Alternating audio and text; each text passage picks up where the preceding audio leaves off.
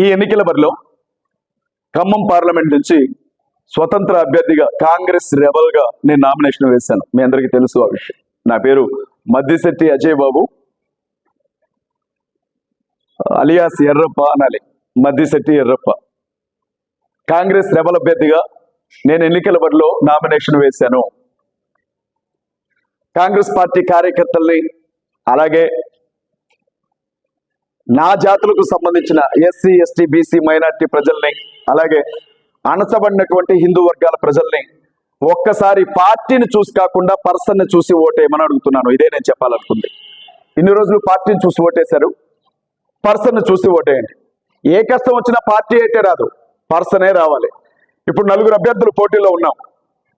స్వతంత్ర అభ్యర్థులందరికీ కూడా శుభాకాంక్షలు చెప్తా ఉన్నా. 70 మంది నామినేషన్ వేశారు ఎన్నికల బరిలో. చాలా సంతోషంగా ఉంది. గెలుపు ఓటమి అనేది ప్రజలు నిర్ణయిస్తారు, కానీ కనీసం ఓట్లు వేయడానికి తప్ప మీరు దేనికి పనికిరారు రాని ఒక 3 కులాలంటే మీరు ముగ్గురేనాయనా, మేము 70 మంది వచ్చామని మిగతా వాళ్ళు చెప్పారు. శుభాకాంక్షలు తెలియజేస్తూ ఈ ఖమ్మం జిల్లాలో దాదాపు మన పార్లమెంట్ సెగ్మెంట్లో 7 నియోజకవర్గాలు ఉన్నాయి. ఈ 7 నియోజకవర్గాల్లో కూడా దాదాపు 12,82,000 ఓట్లు ఉన్నాయి. ఈ ఓట్ బ్యాంకింగ్ లో SC constituencies, ST reserved constituencies, అలాగే జనరల్ కాన్స్టిట్యున్సీస్ అన్నింటిలో కలిపితే సుమారు 10 లక్షల కంటే ఎక్కువ సంఖ్యలోనే ఎస్సీ, ఎస్టీ, బీసీ, క్రిస్టియన్, ముస్లిం మైనార్టీలో ఓట్లు ఉంటాయి. ఇది మీ అందరికీ తెలుసు. ఏ పార్టీ కోసమైనా పనిచేస్తున్నటువంటి వర్గాలు ఇవే జిల్లాలో. పార్టీల కోసం కరపత్రాలు పంచేది వీళ్ళే, పార్టీల పోస్టర్లు అంటించేది వీళ్ళే, పార్టీల జెండాలు మోసేది వీళ్ళే.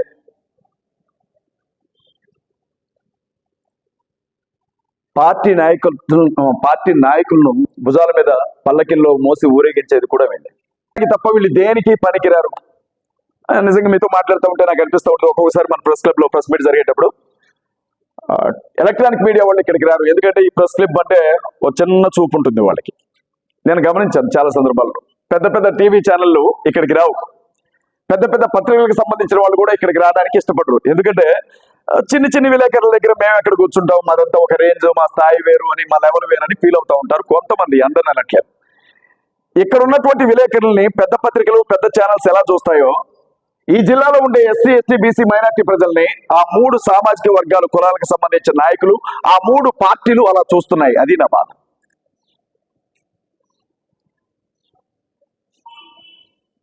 నిన్న నేను విన్నాను, మాట్లాడాలి కాబట్టి మాట్లాడుతున్నాను. వినోద్ రావు గారు ఎంపీ అభ్యర్థిగా పోటీ చేస్తున్నాడు. జిల్లాలో ఆయన తన పార్టీ ఎజెండా ఏంటో చెప్పాలి ఖచ్చితంగా. నేను అడుగుతున్నాను, మళ్ళీ అధికారంలోకి వస్తే క్రిస్టియన్స్ కి, ముస్లింస్ కి ఇచ్చిన రిజర్వేషన్లు పూర్తిగా తీసేస్తామని అంటున్నాడు. వినోద్ రావు గారు దానికి కట్టుబడి ఉన్నారా? ఈ విషయం ఖమ్మం జిల్లా ప్రజలకి చెప్పాలి, ఖచ్చితంగా చెప్పాలి.